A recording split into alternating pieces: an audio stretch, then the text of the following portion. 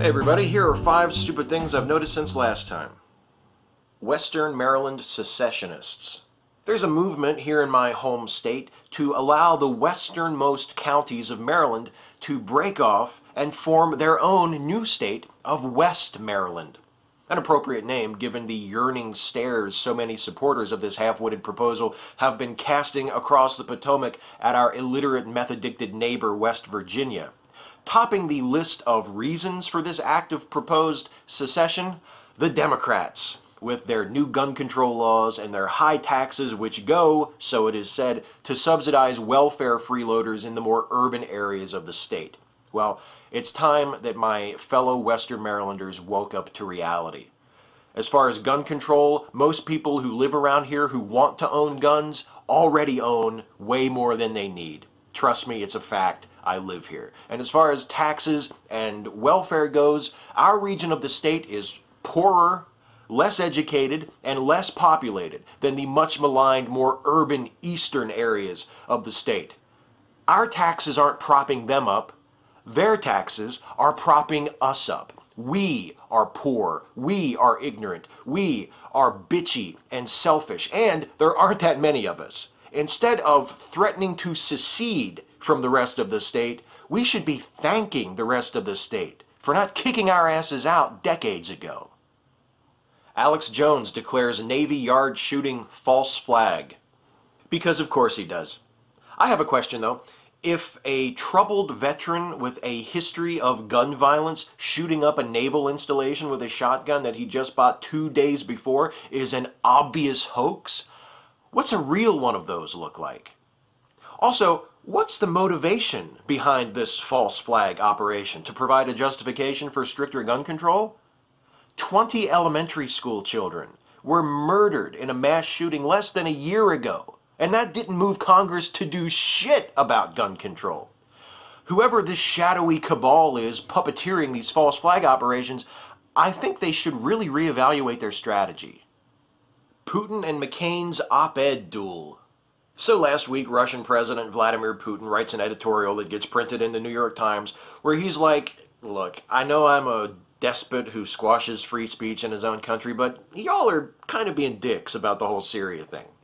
And then last week, Senator John McCain writes his own op-ed, which is published in Pravda Online, where he's like, hey, Russian people, Putin is such a shit to you guys. You should totally curb that motherfucker.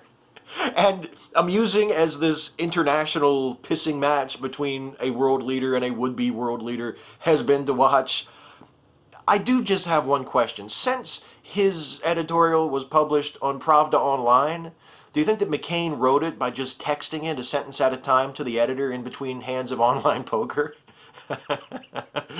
Fuck you, John. You think I forgot? Congress moves to cut millions from SNAP. Republicans in the U.S. House of Representatives are preparing to pass, and by the time you see this may already have passed, a bill to cut $40 billion in funding from SNAP, the federal program colloquially known as food stamps. And you know what I say to that? Fine. Go ahead. If you need to cut federal spending, why not kick millions of people out of the program that gives them money to eat? I'm seriously fine with it. As long as, at the same time, you raise the federal minimum wage to $10 an hour to make up for it. I'm sorry. Oh, I tried to keep it together, but I just couldn't. I mean, fuck poor people, right? Hey, if you need help, help yourselves. Pull yourselves up by your own bootstraps. Oh, what's that, poor people? What boots? What boots? Well, I guess if you don't have boots, you'll have to pull yourselves up by your own socks. Seriously though, anybody who votes for this should be ashamed. This is a fucking disgrace. So much of a disgrace that it compelled me to do that phony laugh thing twice in a row. And speaking of fucking disgraces, Republicans mount one last charge against healthcare reform.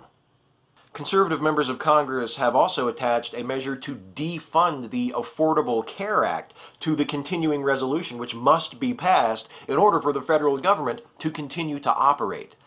They're threatening to shut down the government in order to stop a lawfully passed piece of legislation from being enacted. The Republicans opposed the Affordable Care Act. There was a debate. There was a vote. They lost the vote, and they have spent every moment since demonstrating quite emphatically exactly what kind of gracious losers they are. They have been raising the alarm all of these many, many months about the coming apocalypse of better, more affordable health insurance being available to more people.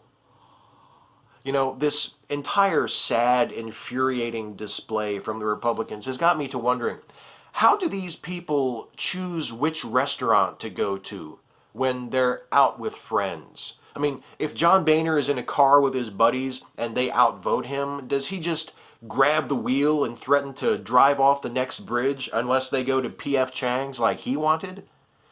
Or does he just threaten to defund their kids' school districts or something? You know, like a responsible representative of the people would do. The hardest part is only picking 5. Catch you next time.